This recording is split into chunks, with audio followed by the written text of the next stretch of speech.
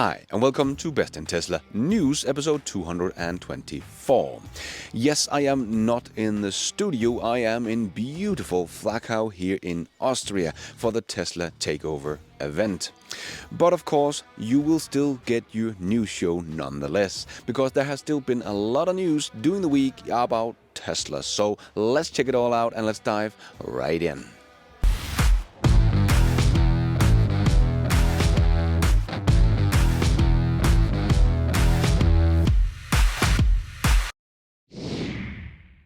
Let's put our living stereo stylus in this groove. DVX Ventures CEO and former president at Tesla, John McNeil, talked about Tesla's sluggish sales in Europe, but I wouldn't quite call them sluggish. He did say that Xpeng is on the rise and Tesla is shrinking and BYD is gaining in Europe in a big way, making it sound like Xpeng and BYD is just about to overtake Tesla in Europe. But we do need a little context to this story, as so far this year Tesla is still the best-selling EV brand in Europe by far, with over 77,000 units sold, and have 16.7% of the BEV market share. So it is true that Tesla is losing a bit of market share as more and more models and EV players enters the market, but they try to make it sound like they are not doing great. Well, they are still number one, whereas Xpeng has sold only 1,703 units and have 0.5% BEV market share, and BYD has sold 8,815 and has 1.9% market share. So they are just not in the same league. So to make it sound like Tesla is going down, well, they are the one doing the best. And saying Xpeng is on the rise, well, technically that is true, but very, very slowly, and they are not even in the top 30 of best-selling EV brands in Europe. But yes, the Chinese are coming and have a big advantage, as Tesla's EV market benefit from significant government subsidies, roughly $28 billion. So they will no doubt come with the oversupply we have seen in China at the moment, and with the local subsidies they do have a clear advantage. But Europe is looking at a proposal to put up a 25% tariff for the Chinese-made cars coming into Europe to try to level out the playing field. But not all German automakers think this is the way to go. As Volkswagen say, cost cuts, not tariffs, will protect Europe from the Chinese EVs. CFO Arno Antlitz says that the Europeans' plan for additional trade barriers risk painful retaliatory action. Yes, the German automakers have a very close relationship with the Chinese automakers, so it will probably also be a bit of a problem for them, as they also make a lot of their cars in China. So I don't think they want these tariffs in place, but we will see what will happen. But yes, Tesla's BEV market share is shrinking a bit, but they are still by far the biggest BEV brand in Europe. And speaking of Tesla in Europe, well, as I showed you, I am right now in Austria for the Tesla Takeover event, and on Friday we had a big light show with 270 Tesla lined up, some of them making the shape of a heart in the middle, and a very, very cool light show. And then we had a Cybertruck in the middle. Well, not a real one, but Petra's little son is in a wheelchair, but his father has built this cool looking little Cybertruck. Very, very nice. And by the end of it all, in the middle of the heart, he proposed to Petra. So a lot of love in this light show at the Tesla Takeover in Austria. And it was very cool meeting a lot of the great people in the Tesla community and meeting a bunch of the fans as well. Very good meeting you all. Thank you for coming and saying hi. And I, of course, got a chance to see the Cybertruck in real life. And we should be able to surf the internet without anyone stealing our data, but that is unfortunately not the case. It is very easy to get hacked, as simple as pushing a button really. That is why I always use a VPN security. So no hacker or internet provider can see or steal my data, and all my data is encrypted from emails, pictures and banking details. So I can get on with my work and don't have to worry about my online security. And that is why I have partnered up with today's sponsor, Private Internet Access, or PIA, that is a world-leading VPN provider, one of the biggest and most trusted VPN provider in the world, as their VPN is 100% open sourced and their code is public so that anyone can take a look under the hood and examine just how secure and private their service really is. Almost no other VPN provider is this transparent, so no wonder they have more than 30 million downloads. Private Internet Access is a US-based VPN provider known for one of the biggest server base in the entire world. Almost 30,000 servers speaks for themselves. I personally have just used them for my travel in China, where I was shooting some video for my upcoming YouTube channel, Best in Tech, but in China nothing that has to do with Google or YouTube's is working.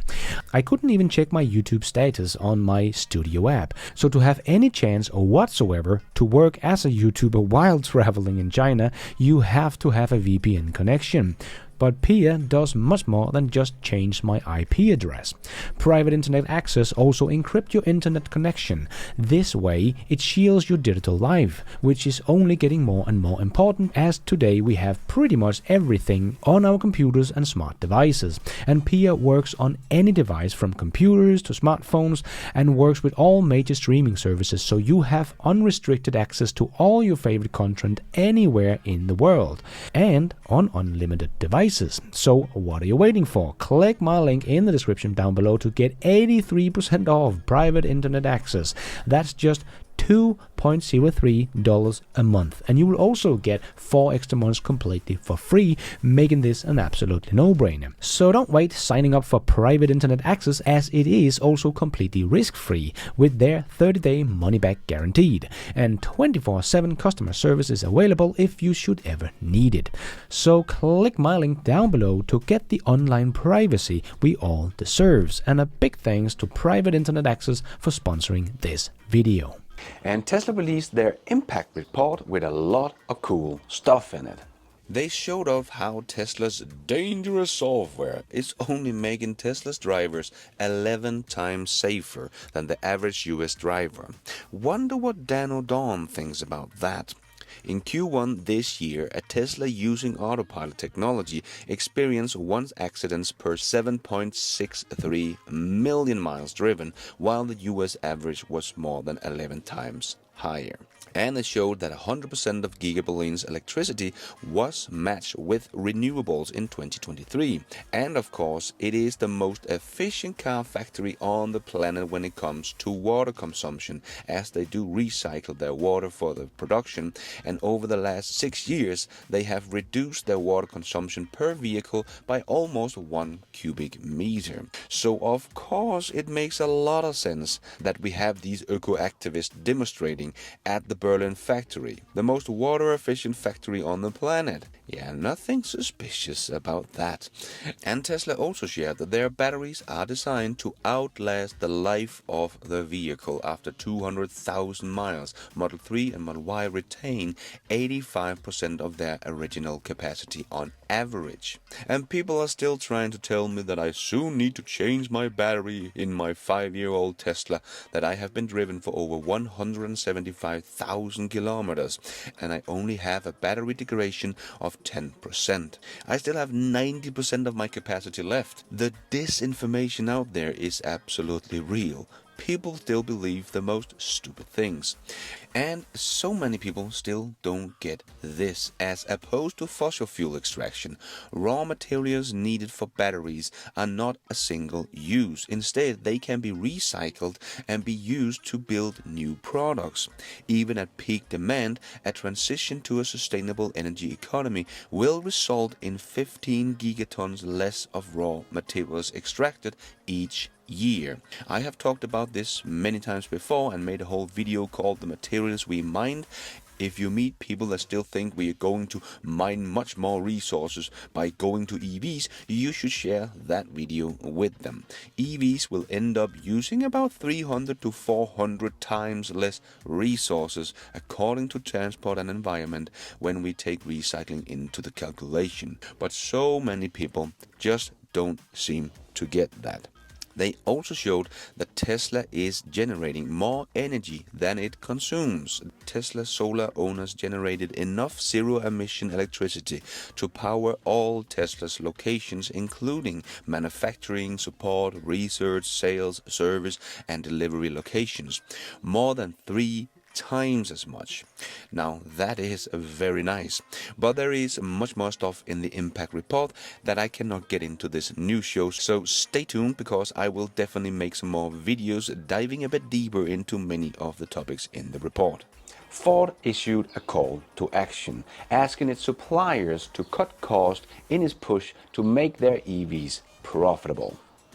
But as Ford is losing about $130,000 on every EV they sell, I think they need a lot more than just its suppliers to try to find some savings here and there. But Ford is desperately trying to find a way to reduce cost as their EV business is bleeding money. Ford expects to lose about $5.5 billion on its EV business this year, so no wonder they're trying everything they can to reduce cost. So, this is what Ford's Chief Supply Chain Officer, Liz Daw, said. Everything is on the table. Considering this a call to action, it is in our best interest that we are able to deliver affordable EV products to our customers. To ensure affordability, it is of paramount importance that our portfolio achieves further level of material cost efficiency. That all sounds good, but I don't think the suppliers for their electric vehicles are entirely happy with Ford at the moment, as Jeff Lutz also pointed out in his post. And remember, Jeff is also a Chief Supply Chain Officer, so he actually knows what he is talking about here. As he wrote, tough call when you are running at less than 25% of what you told them to tool up for. This call works when your volume are stable or increasing, or you are the largest game in town. And Ford's EV business are none of those things. In Q1, they were down compared to Q1 of 2023 and Q1 of 2022. They are not at stable volume, and they are by no means the biggest player in town. They are over an order of magnitude smaller than Tesla. So what Jeff is saying here is that Ford has told all their suppliers to gear up for this huge push for EVs, because Tesla sells a boatloads of EVs, so if we just make a couple of EVs, we should also be selling a buttload of EVs, and even more than Tesla, because we are Ford and everyone loves our brand. And then they make some very nice electric vehicles, not software-defined vehicles, but nice EVs. But they just don't stack up to what Tesla is offering, especially not after all the price cuts. And Ford is not seeing the demand they had hoped for, or even saw in the beginning when they showed off their vehicles. Ford even closed their pre-orders for the F-150 Lightning after nearly 200,000 reservations. And we saw in 2022 Ford doubling their target, not just once, but twice. But Ford has not sold the 200,000 F-150 Lightnings yet. So where has all that demand gone? There is, of course, not just one answer to that, as we know the average selling price of a new car has gone up in the US from 2018 to 2023 with about $12,000. On top of that, the interest rates has never been higher. Here is a chart of the interest rate through the last 5 years. These rates reflect the Federal Reserve's response to various economic conditions, including the significant rate cuts in 2020 and 2021 to support the economy during the COVID pandemic, followed by substantial rate hikes starting in 2022 to combat rising inflation. But even if we look back 10 years, the interest rate has never been higher, and the average selling price of a car has never been higher either. And the F-150 Lightning and the Mark-E are all vehicles that are priced quite a bit higher than the average selling price. So these are very expensive vehicles to get your hands on. So all of this, of course, also plays into the demand dropping off a cliff for Ford. But another one is, of course, that Tesla does offer a better product for a cheaper price. It is just very hard to fight against that. Not easy standing there with a car that costs more or even just the same if you with the Tesla get much better software that gets better all the time and is much safer and has better safety assist features and 40% more cargo space, but is faster and more efficient and charge faster. When we look at these factors, that Tesla is in the same market as Ford, it kind of makes sense that most people would just go for the Model Y and not the Mark E. Not that the Mark E is a bad electric car. I have test driven this car myself and I think it's a very nice car. But when it comes to value for money, there is just no contest between these two cars. And Ford does not have the same power as Tesla that can cut prices on their cars and still earn money. Ford is already losing $130,000 per EVs they sell and is now calling to action for their suppliers to cut costs, so don't think Ford is interested in cutting the price of their EVs any further. So Ford is not really competitive against Tesla, as they can't compete on price because their vehicles should actually be priced about $140,000, but at the same time it cannot even compete on specs either. And then we lay all the other factors of high interest rate and higher sticker price on top of that, and the result is that Ford's addressable market is shrinking dramatically. And of course, not to mention, Tesla has come out with the Cybertruck and is ramping up deliveries, and that truck is embarrassing Ford's slogan of build tough. None of the F-150s are built tough like a Cybertruck. But I did make a whole video about this, so if you want to learn more, check that one out, link down below.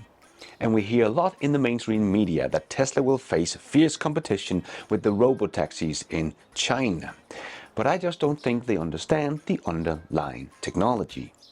So there has been a lot of talk about Chinese Baidu and its full self-driving robotaxis and how they will go from 500 units to 1,000 robotaxis by the end of this year in Wuhan. So many are saying Tesla will face fierce competition in China when it comes to robotaxis. But what Baidu has is basically the same technology as Waymo in the US. So this is really what people don't seem to understand. The difference in the technologies that lays behind these services. And we did also see Baidu saying that they would like to partner up with Tesla for robotaxis. But why would they want to do that if they already have solved full self-driving for their robotaxis? Well, firstly, let's just get the difference in the technologies down, because just as Waymo relies on radar and LiDAR and geo-fenced areas, so does Baidu. So they can't really scale this up to the whole world. Just getting the whole of China mapped is going to be an unbelievable big task. Again, this solution, as Waymo is also using, is just not scalable. It does seems like Baidu's vehicles are much cheaper to produce than Waymo. I believe the Waymos cost like $150,000, whereas Baidu have just told us that their robotaxis cost about $28,000.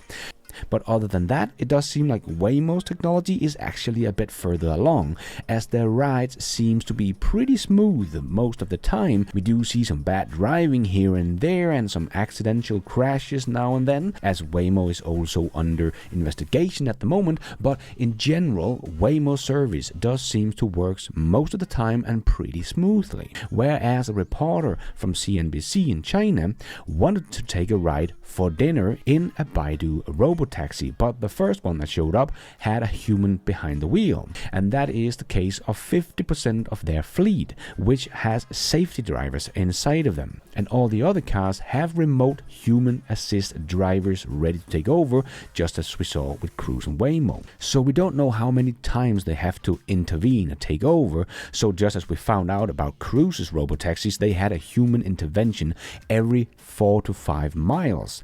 So they were not actually very good at full self-driving. And for the reporter in China to get a robotaxi with no driver took them about 4 hours to get one. So not a service that is really that useful as a completely autonomous robotaxis, and without the data on how many miles they are actually driven without interventions from humans, it's hard to know how good these systems really are. But it is a technology that relies on geofencing and mapping and LiDAR, so this is not really something that is scalable, just as we know from Waymo and Cruise. So I still believe that what Tesla has made is the right path for full self-driving, making an AI brain that is intelligent enough to drive a car in the same way we do, and is intelligent enough to handle any edge case that comes along, even though it has never been trained on that specific edge case. So, to make an AI system, most people probably know what is needed is a lot of data and compute power to handle all of that data. I would guess that Baidu might have some very big compute power, but they do not have the data. As they told us, they only have about 500 robotaxis and will have 1,000 by the end of the year. So Baidu only have 1,000 cars collecting data for them. And Tesla has 6 million cars collecting data for them in shadow mode, and tomorrow they will have thousands more. And Tesla has at least over 500,000 cars driving with full self-driving software. So Baidu is in the same situation as most others. Their business model are not really scalable, and therefore they will never really get all the data that is needed to create a truly general solution that can drive everywhere in the world, but has to map out every city one by one. Not scalable. So to even compare these two systems and call Baidu's robotaxis competition for what Tesla is about to launch will only show us who actually know what they're talking about. Because this is two very different things. Baidu might get this to work in some cities, but Tesla will get it to work everywhere. And as I mentioned in my video this week about all of this, I talked about the production line that Tesla is building at the Texas factory for the next-gen vehicle and the new production method. But I think the first vehicle they will be producing on that production line will be the Cybercab, because it don't need that in such a high volume to begin with, but just get a few hundred on the street of maybe San Francisco to test it out and get everything working properly.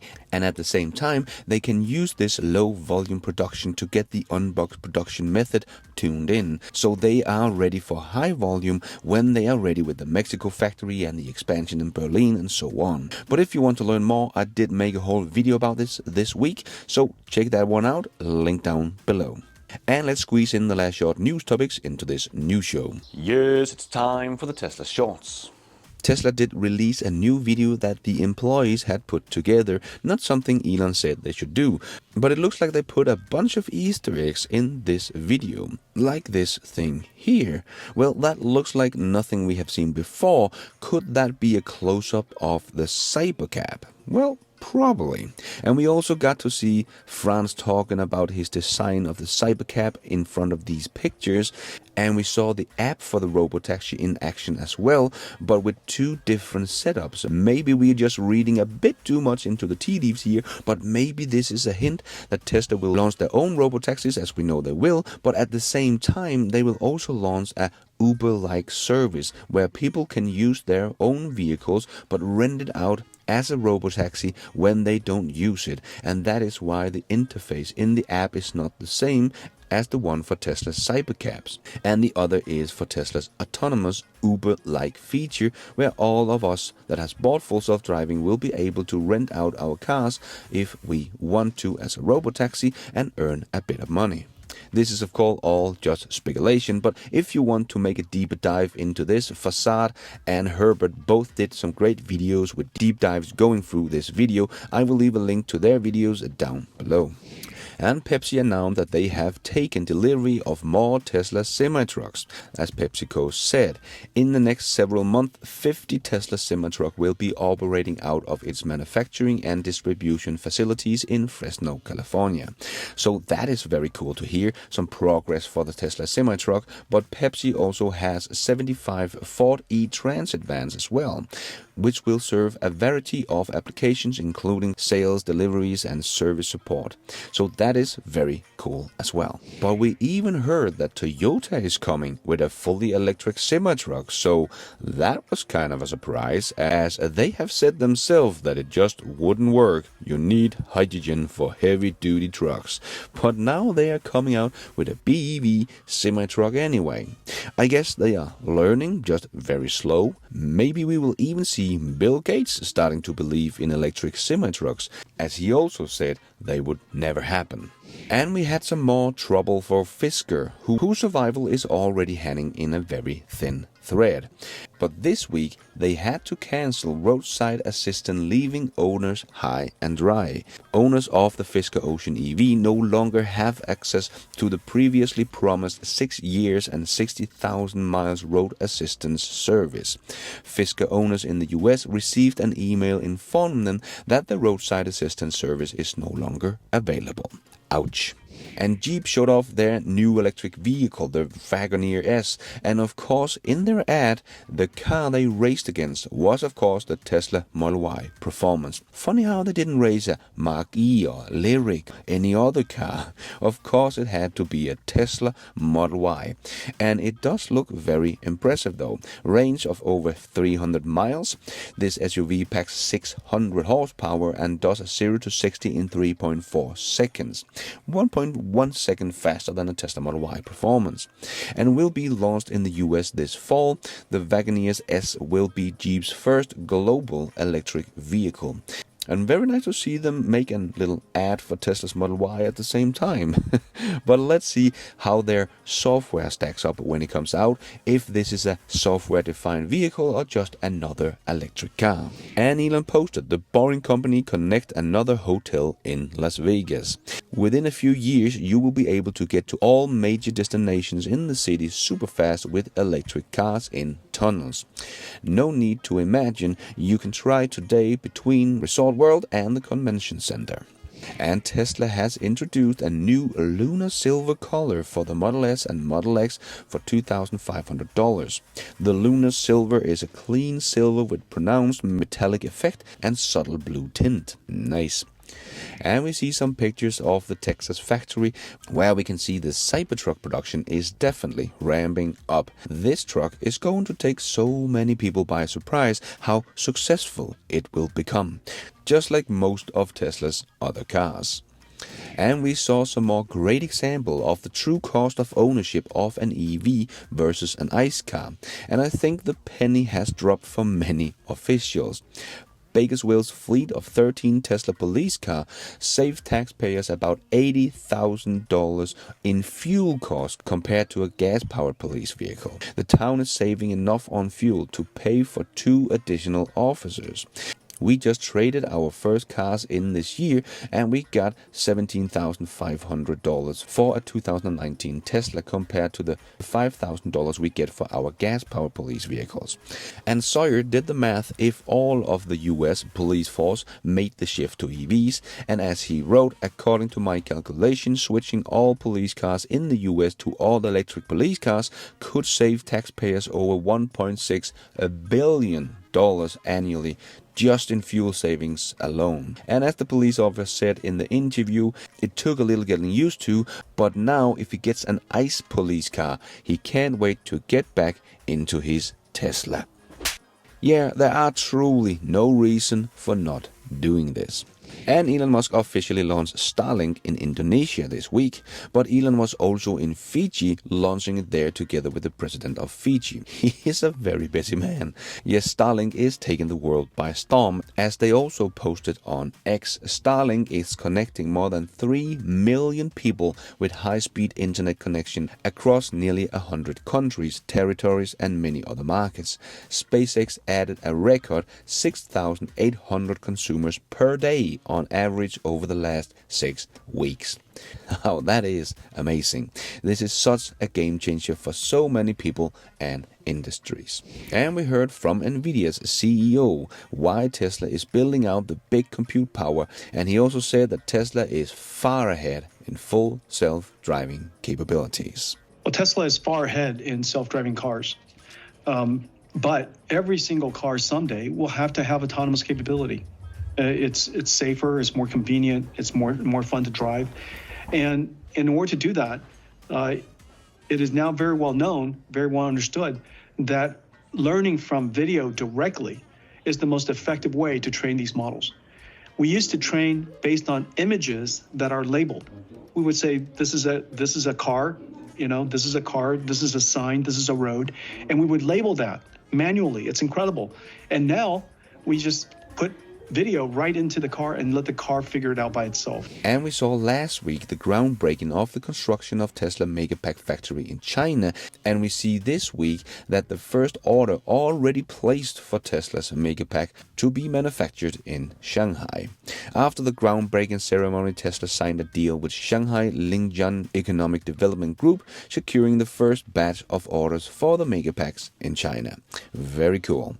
And Elon commented on Jeff's picture about Gigatex's expansion and wrote, "The rear of the factory extension, the part furthest away from the glass, will be a super dense water-cooled supercomputer cluster." What? That seems strange for a car company. And before we end off with a bit of fun, I just want to make a quick shout out to all the supporters of this channel. Couldn't do it without you guys. Yes, thank you so much. I am doing this all by myself, but you guys are all the producers of this new show. Thank you. And let's end off with a bit of fun. Here is a guy trying to explain the difference between a man and a woman. Men. Sorry. Women.